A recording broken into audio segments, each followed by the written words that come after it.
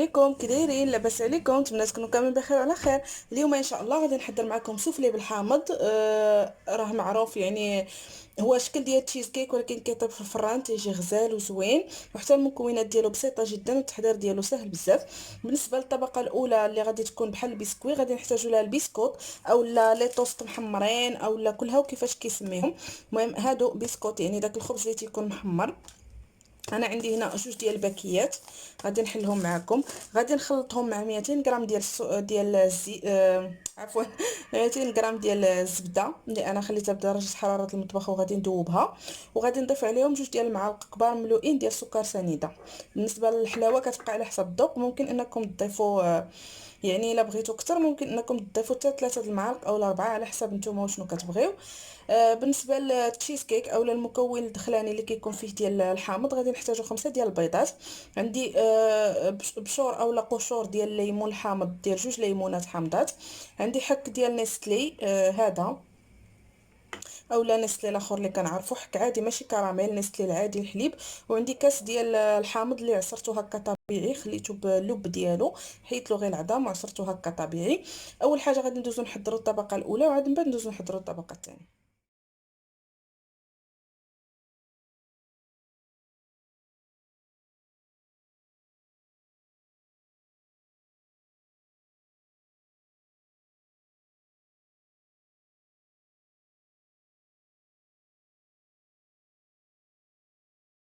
كما شفتوا معايا انا حليت البسكوت ديالي، راه هو هذا اللي قلت لكم، يعني داك الخبز اللي تيكون محمر ومحمص، يعني لي توست العاديين او لا. المهم حنا تنقولوا ليه بسكوت، كاين عده ماركات وبزاف ديال الانواع. المهم انا عندي هنا في المجموع تقريبا في الباكيه 320 غرام. او لا ممكن انكم تستعملوا داك البسكوت العادي اللي كيكون نورمالمون في محلات تجاريه او لا في المخبزات او لا في. المهم هذاك متوفر فين ما كان، راه تيكون ان بسكوت هكا مكتوب فيه بسكوت وفيه الكتابه عفوا ب... بالليموني والقهوي. انا داك ما لقيتوش هنايا في لونطوغاج حدايا، ولكن حتى هو كيجي مزيان. غير نتوما ما تستعملوش، استعملوا المسوس ماشي اللي فيه الملحه، حيت هذاك تيكون شويه زايده فيه الملحه. استعملوا المسوس ديالو. انا دابا غادي نطحن هذا البسكوت ديالي والزبده ديالي كما شفتوا معايا راه درتها دوب، ونعاودو نتلاقاو باش نكملوا باقي المراحل.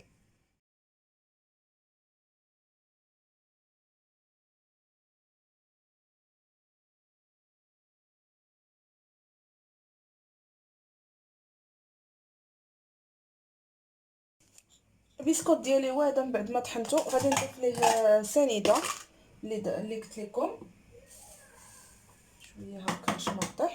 وغادي نبدا نضيف ليه الزبده اللي ذوبت شويه بشويه حتى يتخلط ليا الخليط ديالي.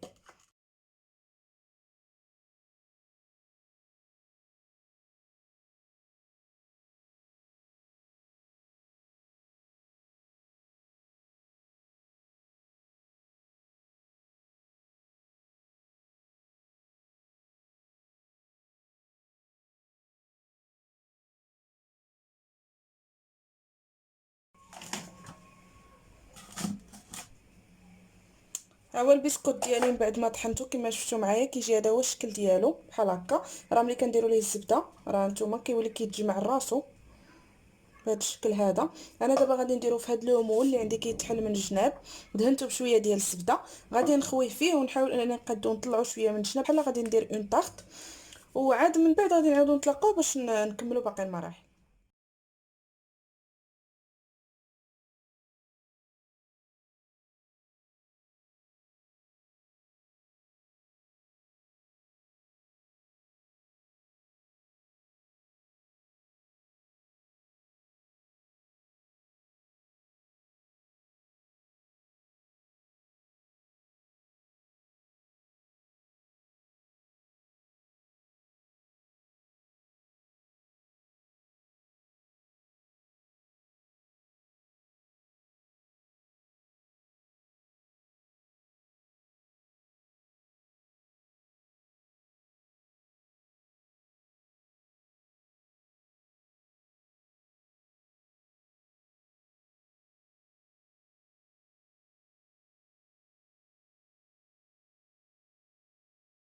وهو كما شفتوا معايا قديته، حاولت انني نضغط عليه هكا ونديرو هكا من الجناب، نقادو ضغطوا عليه مزيان حتى يشد راسو.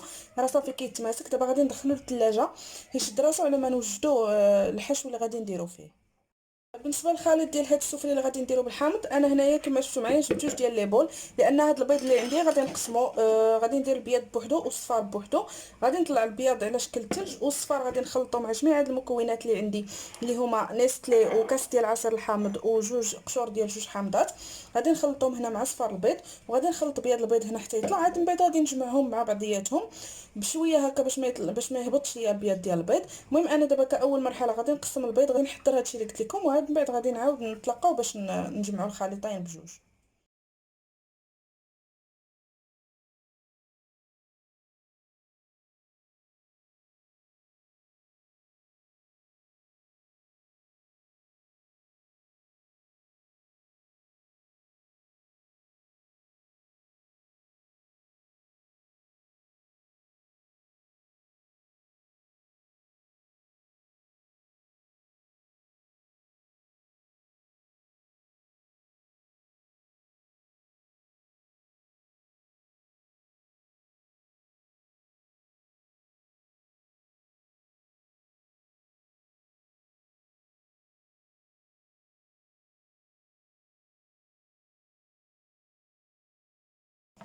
ها هو البيض ديالي من بعد ما تخلط مع نسلي، والبيض الاخر حتى هو ديال البيض من بعد ما خلطته. انا دابا غادي ندير هذه هكا. غادي نخلط هاد الصفر ديالي كما شفتوا، كنبقى نخلطو باش ما خلطوه باش ما مزيان حتى كيبدا داك الصفوريه ديالو تبيض. البيض ديال البيض حتى هو خلطته حتى صافي شد راسو مزيان وقصح. صافي دابا غادي نبدا نضيف بيض البيض بالتدريج شويه بشويه، ونخلط هاد الخليط ديالي عاد باش نديروه في المول ديالنا.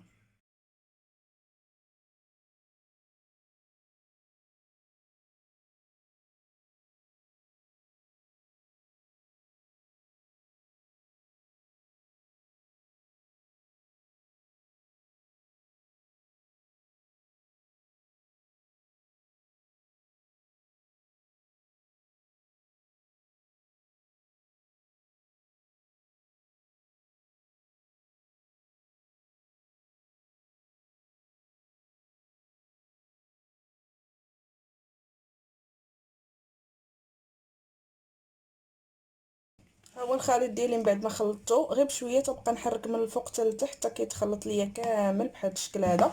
الليمون ديالي اوا جبدته من الثلاجه راه تماسك وشد راسو. انا في هذا الاثناء مشيت شعلت الفران، يعني على ما نجبد المول ديالي مشيت شعلت الفران. بالنسبه للفران ديال الضو 200 درجه من التحت حتى يطيب ويتحمر لكم شويه من الجناب، وغادي يتنفخ مزيان. عاد شعلوا عليه من التحت من الفوق عفوا باش يتحمر لكم وصافي، باش ياخذ داك اللون ديالو من الفوق وصافي. انا دابا غادي نضيف هاد المكونات هادو. انا عندي فران ديال الغاز، يعني درت عافيه غير متوسطه من التحت حتى يطيب كما قلت لكم، وعاد نشعل عليه من الفوق. انا غادي نضيف هاد المكون على هاد الخليط هذا اللي درت هنايا على في لومول، وغادي ندخلو الفران حتى يطيب على خاطرو تقريبا تياخذ من 40 حتى 50 دقيقه حتى 60 دقيقه كاع ماكسيموم، يعني 40 ما بين 40 و 50 60 غير في حاله ما يعني كان الفران عندكم شويه ثقيل اولا. المهم الوقت ديال الطياب تيختلف على حسب كل فران، يعني ما ديروش بالتوقيت اللي انا غادي نقول لكم اكزاكتومون، لان كل فران والوقت ديالو والجهد ديالو. انا كما قلت لكم غنخلط هادو وغادي ندخلها الفران، نعاودو نتلاقاو باش نشوفوا الشكل ديالها ملي طيب.